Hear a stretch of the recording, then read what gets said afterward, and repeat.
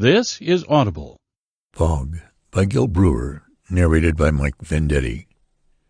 He couldn't stop looking at the woman, and he knew she didn't want him to stop. At dusk, he turned into the new housing development on the far edge of town and drove slowly, craning his neck out the window, looking at street signs. He reached Wimbledon Drive, stopped looking, and drove down the palm-shaded street. The cement block houses along here were very similar to one another, assuming the sameness of color with the approach of night. Daytime, the same houses were vivid blues, pinks, reds, yellows. He craned his neck again, stopped the coupe by a small new place. He got out, started across a newly planted lawn, glanced back once. Across the street was a small ditch, an endless roadside row of Australian pines, and beyond the ditch and the pines was a humpy, shadowy field that stretched far into the country. His heels scraped on the raw cement porch. He was tall, dark, wearing a light-colored sports shirt. The house was already well lighted inside, though it was not yet completely night. He grinned, pressed the buzzer. Somebody inside the house began running across the floor, fast. Feet skidded by the door. The door was flung open.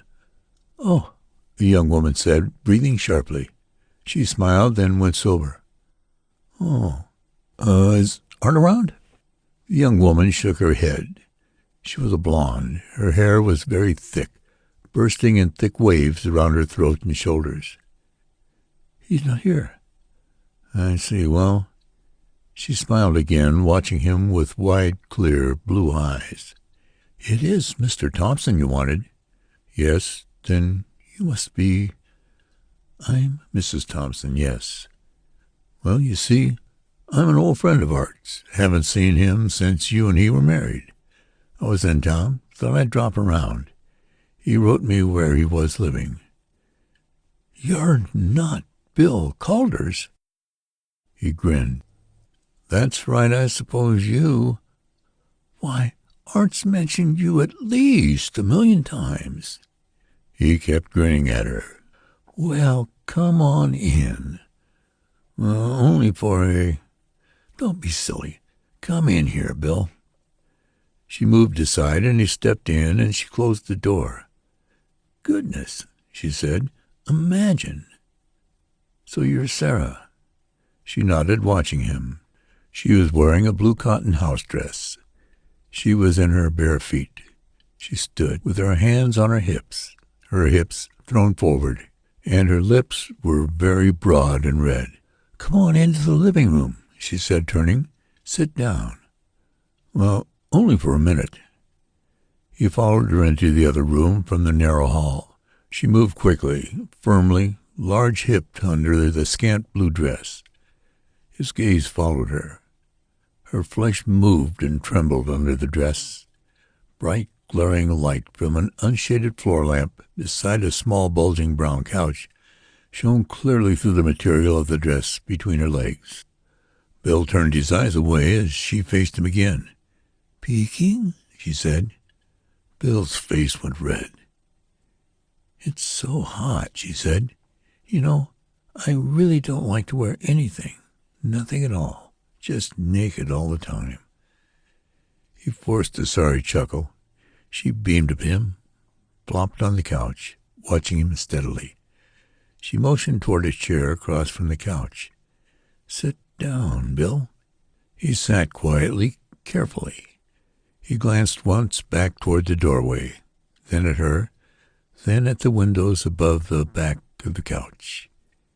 The unshaded lamplight was brilliant, white, glaring on the new maroon rug, the newly painted walls, the bright new everything, with scratches here and there in the new paint. She looked pale, her lips vivid in the light. "When'll Art be along?" "Soon, soon. What do you know about that?" She bounced up and down on the couch, pressed her palms together, forced the spaded hands between her thighs, pushing the dress between her thighs, squeezing her legs tightly together on her hands, watching him. Where is he?" "Oh, he had to run out for a while." "Won't he be surprised?" She bounced up, jumped onto the couch on her knees, and leaned over the back, reaching toward the window. She lay straight up across the couch, her toes pushing at the maroon rug, and her dress drew tight up past the hollows of her knees. She yanked at the shade on the window, drew it down to the sill with a loud whoop. "Neighbors," she said. "Nosy neighbors, you know. The houses are so close together." She turned and flapped back on the couch, bouncing, fanning her face with her palm, and with the other hand plucking at the hem of her dress. "Hot?" he said. "Ooh," she said. "You know it." He nodded, swallowed. His face was coated with a fine sheen of perspiration. He kept looking around the room, but his eyes always came back to her with a kind of jerk. "Art's not too well," she said. "Did you know?" "No. What's the matter?" "Nerves. Terribly nervous. He can't sit still. Can't sleep nights. Then he comes home from work and sleeps all day." She laughed shortly, showing even glistening teeth. "Really nervous." "Well, I'm sure sorry to hear that." "Yes," she said. She brought her hands back and began lifting her hair up and down away from her throat and the back of her neck, flopping it up and down. "Guess I'd better run along," Bill said, glancing at his wristwatch. "Tell you what, I'm staying overnight in town. I'll drop by tomorrow. How's that?" "Don't go," she said, watching him closely, narrowly. He started to laugh. Something caught in his throat, and he had to cough. He went into a short fit of coughing. She leaped up, came across to him, slapped his back. "There," she said. "Gosh, you got her all red." "Sorry." "Where are you staying, Bill?" "Hotel, the townhouse." "Oh." She returned to the couch, flopped down. She took the hem of her dress in both hands and slowly began lifting it back past her knees, dragging it up her thighs, watching him. "You don't mind if I pull my dress up a little, do you, Bill?" He stared at her. She kept on dragging it up and up, watching him. Her eyes were narrow as she watched him. She ceased, patted it down snugly, rubbed her thighs with her palms. Then she leaned back and began plopping her hair up and down again with both hands, away from the back of her neck. "He should be right along, so don't go. He'll feel awful if he missed seeing you." Her legs were very white in the glare of the lamplight. They were smoothly curved, plump, and unblemished. She began to hum, watching him, plopping her hair up and down. It was very thick hair, damp-looking at the temples. There were small beads of perspiration on her upper lip. It was very silent in the room. Bill was not more than 2.5 feet from Sarah, and the lamplight was like a hot sun. "It's raining," she said. "Hear it?" They sat listening. Rain drummed softly on the roof. It dripped on the screen outside the windows. "I knew it would rain," she said. She writhed from side to side on the couch, straightening a little, watching him. "Say," she leaped up, "how's for a cold beer? I simply forgot. There's some in the kitchen. Everything's so new. We're so unsettled here. We've been here 5 months. I can't get over it." "Really, Sarah? I'll have to go. Some things I've got to attend to." She moved up to his chair, standing close, with the lamplight behind her. She put one hand on his shoulder. "I wish you'd wait a little while longer, Bill." He stood up fast. "Won't you have just one beer?" she asked softly. "Sorry, thanks," he said. "Take a rain check on that, though." She watched him, smiling, her teeth tight together. "All right," she said quickly. She turned and moved into the hall. He followed her, watching her. She whirled on him. "Peeking again?" He walked into the hall without speaking. She reached the door, opened it. "You don't want to go out in all that rain?" "Got to. You tell Art I was by, huh? See you two tomorrow." "Well, all right. Sure glad to meet you, Sarah." "Yes." She held out her hand, and he took it. He looked at her, and she smiled. She held to his hand. He drew his hand slightly away, but she still held his hand. Then she let go and stepped back, and he turned and went outside into the rain. She called after him softly, "Goodbye, Bill." He turned and flapped his hand at her, running across the wet, muddy lawn. In the car he glanced toward the doorway of the house. She was standing there, looking out at the night. The telephone rang. Bill reached out from his bed and turned on the light in the nightstand. He found the phone. "Hello? Sarah?" "Yes, but it's nearly 2, he said into the phone, checking his wristwatch on the nightstand. "What? Art's what?" "Well, now, just relax. Take it easy. I'm sure everything's all right." "Yes? I'll be right out." "Yes, sure, Sarah." He hung up and lay there a moment, staring at the silent window of his room, rubbing his jaw. He finally swung his feet down to the floor, scratched his shoulder, stood up, and took off his pajamas. He lumbered into the bathroom, washed quickly, returned to the bedroom, and dressed in dark slacks and the same white sports shirt he'd worn earlier. He stepped into a pair of brown loafers, strapped on his wristwatch, pocketed wallet, change and cigarettes and matches from the top of his bureau. It was very foggy outside. He had to drive slowly, and after he was in the new development again, he had to stop the car and get out and check every street sign until he finally saw Wimbledon Drive. He parked the car, started up toward the house. The living room light was on, glaring against the shade yellowly. Fog rolled and billowed, and the air was damp, dripping, tepid. His feet scraped the cement porch. The door opened. "Oh, Bill." "Now take it easy," he said. "Come on in." She was still wearing the blue cotton dress. She had on a pair of beach sandals and was very excited, her movements quick. "Bill, something's happened to Art. I know it." "What?" He looked at her closely, standing in the hall. She took hold of his hands with both of hers. "I hated to call you. There was nobody else to call. We don't know a soul. Not a soul." He didn't say anything, neither did she. Finally he said, "What about the neighbors?" "They're nosy neighbors," she said. "I have no use for them. It's better that way." "Well, you'd better tell me about it." "Come into the other room." She dropped his hands, turned, and hurried into the living room. He followed her, watching her move. The unshaded light was exactly as it had been before. They stood in the center of the room. "Art came home just after you left. I told him you were here, where you were staying.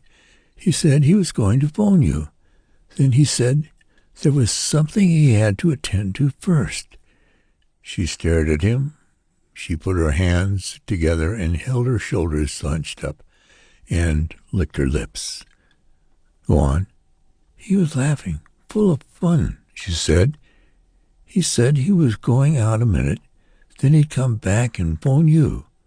I watched him from the doorway. He went out there across the road into the fog. He went into that field over there.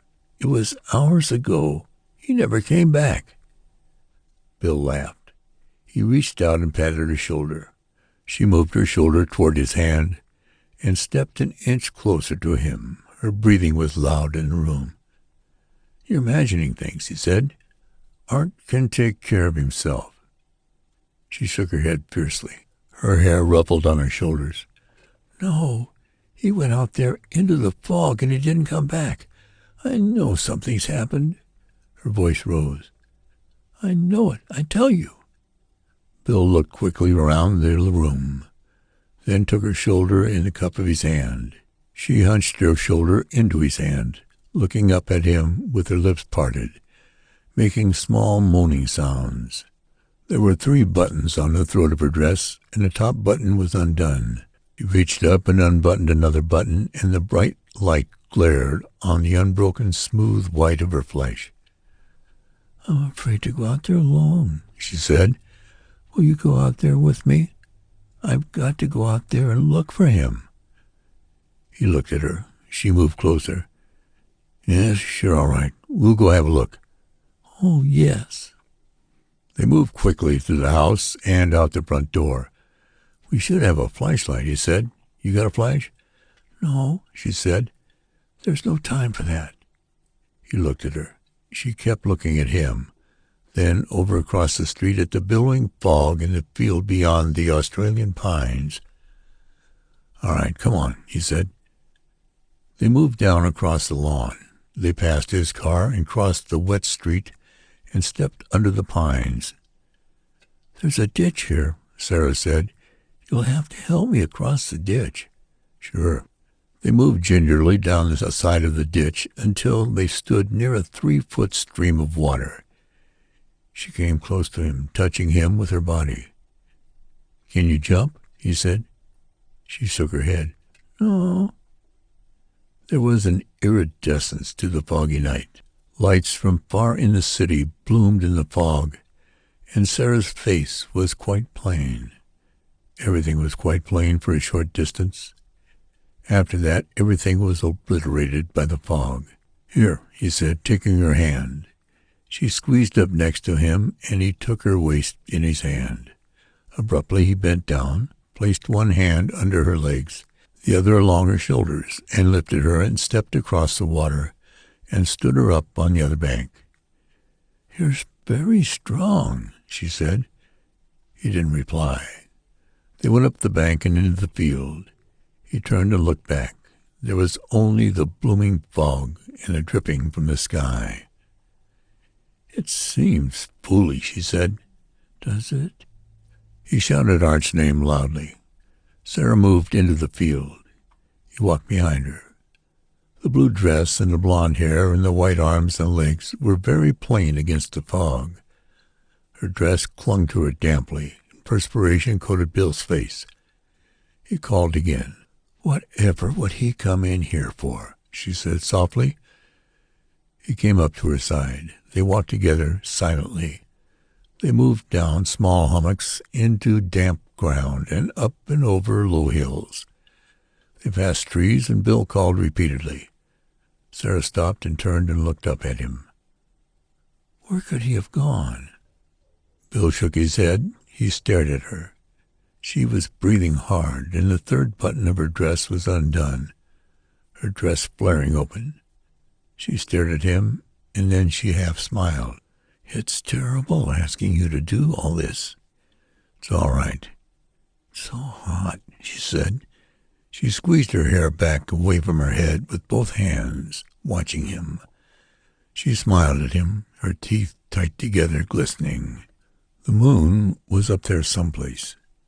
"I'd like to just take my dress right off," she said. She kept watching him, smiling.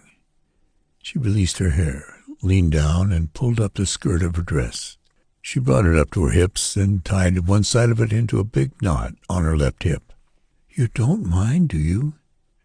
He didn't say anything. She rubbed her legs with her hands, watching him closely. It was very quiet. Water dripped softly, steadily, from nowhere, and the fog drifted.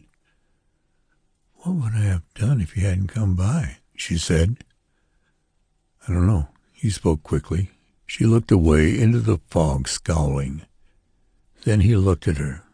She smiled at him, squeezing the knot of blue cloth at her hip above the full white columns of her legs.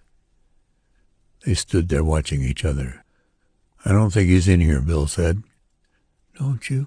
"No." "Maybe you're right," she said. They breathed together, staring. Neither moved. They stood perfectly still, staring. Then she began to slowly rub her legs with her palms again, watching him steadily. He made a vicious sound in his throat and grabbed her brutally. She cried out, her hands clawing at his shoulders. He fastened his fingers into her dress and ripped it savagely, tearing it away from her. She clung to him frantically as they dropped to the ground and lay back, her face very white, pale hair fanned out around her head on the wet grass. The night was loud with violence. Finally, hunched beside her, his fingers still snarled in the torn folds of her dress, breathing with profound heaviness, he stared down at her fixed grin. Her upper lip rolled readily away from her teeth, eyes wide and steady. "Art never came out here, did he?" She shook her head, watching him. "Why didn't we stay in the house, Sarah?" She said nothing. He took her wrist, pulled her half up. "It's all right now," she said, staring. "I don't care any more." Her voice was curiously flat. "We fought all the time. He wouldn't give me any money. Kept me locked in the house when he was away. Said I was no good. Told the neighbors that." Her voice took on a slight edge. "I couldn't stand it, Bill. I had to have someone. When I saw you, well, after all, I'm human. Where is Art?" "Back at the house. I killed him in bed just before I called you. I used a knife." Her eyes were defiant now. "Planned it for a long time. It's all right now." He let go of her and stood up. She sprawled back on the tattered blue cotton dress, looking up at him. It began to rain softly through the fog.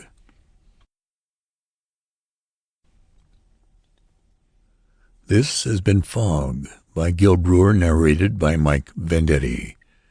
Production copyright 2024 by Mike Vendetti Productions. www.mikevendetti.com.